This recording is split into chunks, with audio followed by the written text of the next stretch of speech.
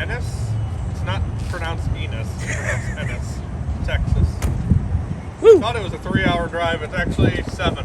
So it's going to be a long day. We think. We've heard. It's been a rumor. Allegedly.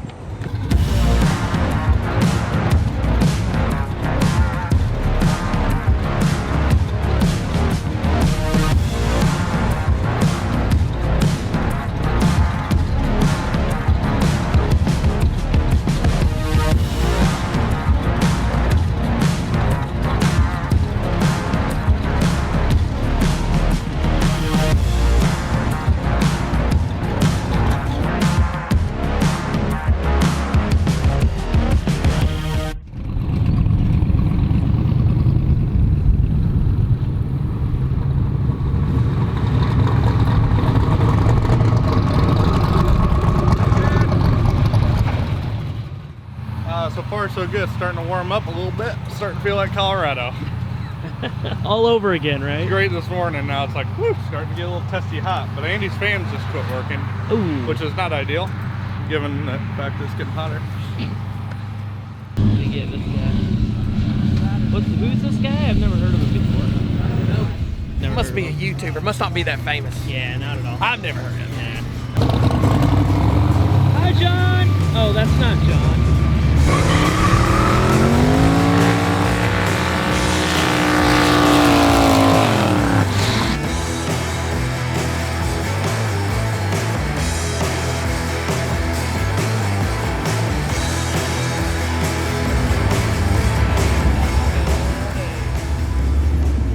Guys, live on location from Buc-ee's, somewhere in Texas.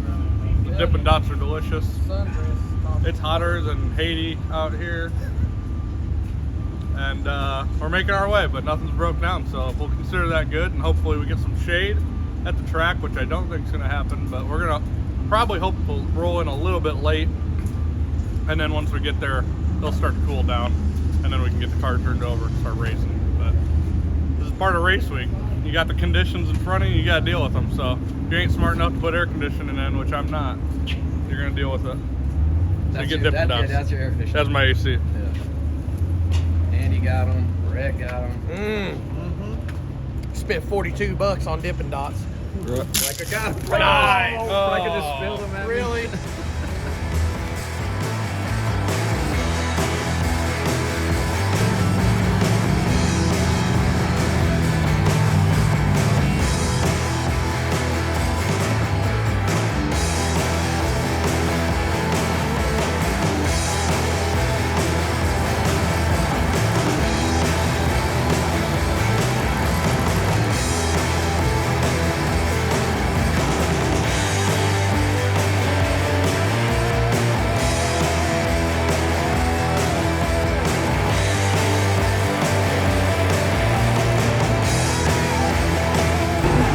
That was all Doug's Crack idea. tire machine. Oh, no, dude. You'll have that in them big jobs. What do you say? What do you say? What do you think he's... Oh, come on, dude. Man, I got suckered into it. I don't even know what that means. He says it all the time. But...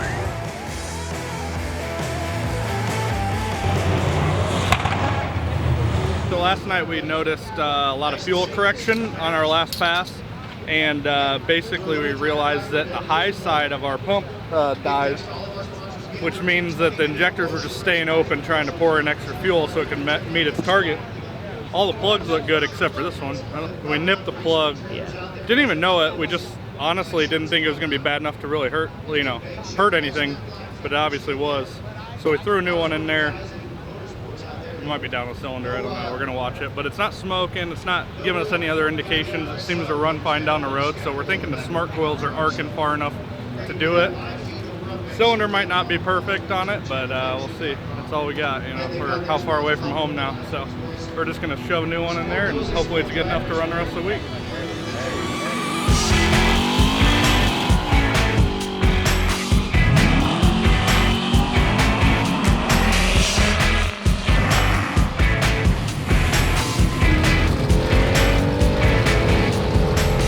We waited till the sun goes down.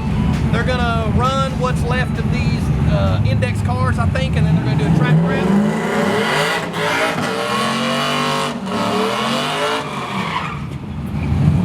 So then after they get the track prep done, we got Doug's car at the front of the lanes. We're going to try to be the first ones out on the prep. So hopefully we can get a clean slate on the track instead of having to run on something that's been band-aided. You know what I mean? Yeah. So, and if it goes good, then we're gonna get ignorant with the tune-up. If it don't go good, then we can make it back around here and still run with our class.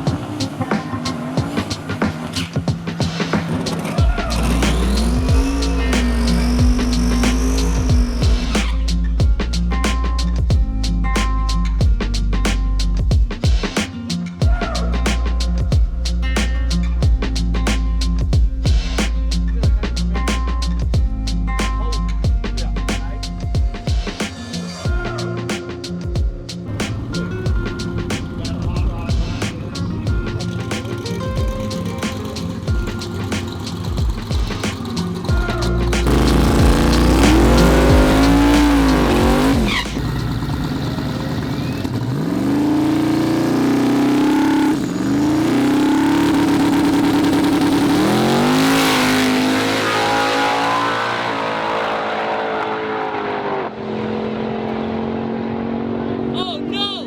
Oh no! Oh shit!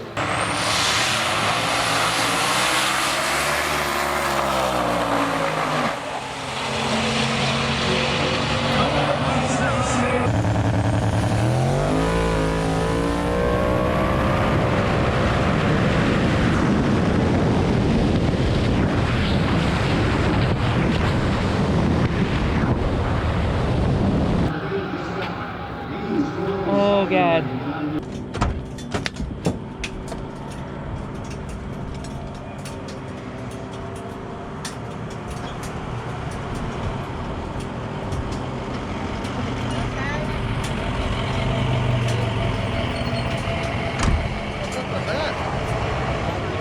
Yeah, the big spark under it. I don't know what happened. I don't know, big spark, a little bit of I smoke, felt and it, then all I of a hit the sudden it's chute, like, and oh, I'm like, fuck. okay. Yeah, you're good. Is it rolling? I didn't know It should roll. Out of the car, he's okay. See? Look how close he got over here. See how close he got over here? Oh yeah, and that's where he started. Feel how slick it is right Slip. here, Chad. Look how slick that is. Did it let the rods out? 489. Did it let the rods out? I don't know.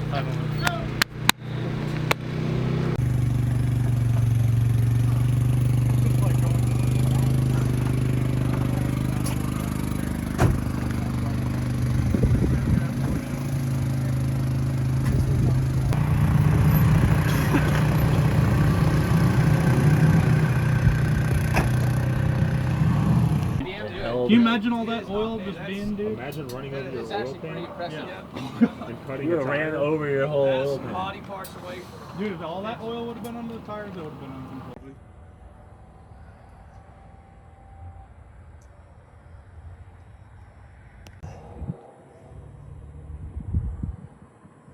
The bottom of the motor fell out. It was on a rip was the worst part. Oh, 489. That would have been a team. Yeah, sure. And close too when he well, all I know is it turned off and I went, yes! Oh, that's no! I was trying to get in.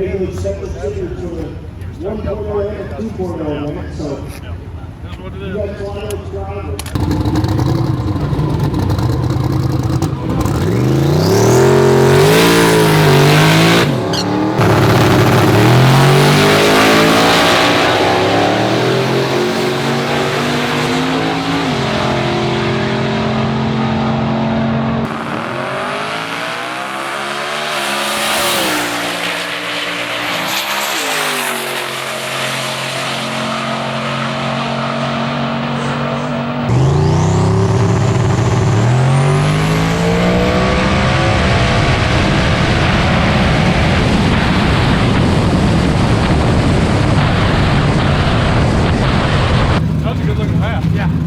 What end do you get, Dougie? Oh, maybe you just missed the gear.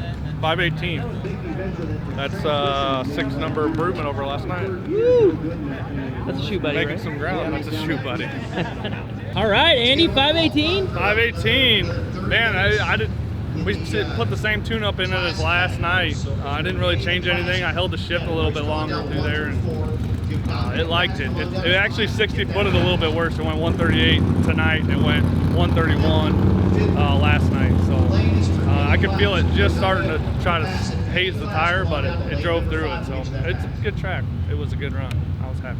You're one and done tonight? One and done. We've had a long day. Yeah. We did some tire repair, some wheel repair. It's been a long day, so we are one and done and out.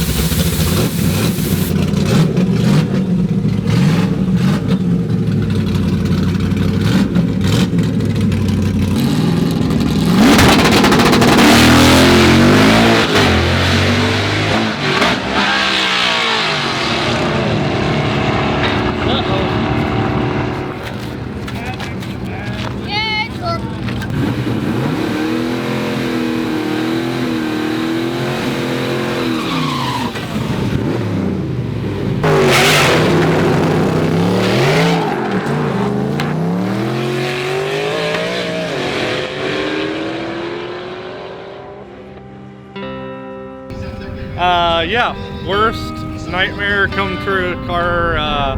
Basically, we were running it pretty hard. It went 489 at 152 to the 8th, which is really not hard compared to how we normally run it. I think we're down still 3-4 pounds off of what we normally run. Basically, this thing had a stock crankshaft, and I think it was just its time to expire. So the one takeaway I want to give you guys is that every time you go down the track, like I said, we were slower. You know, when we're on race week, we slow the car down because we don't have to run hard like we normally do. It's more about survival, which obviously it didn't survive. But every time you get in a car, put your safety gear on like you mean it, like you're gonna go the fastest pass you've ever been, because you get complacent and you don't think about it.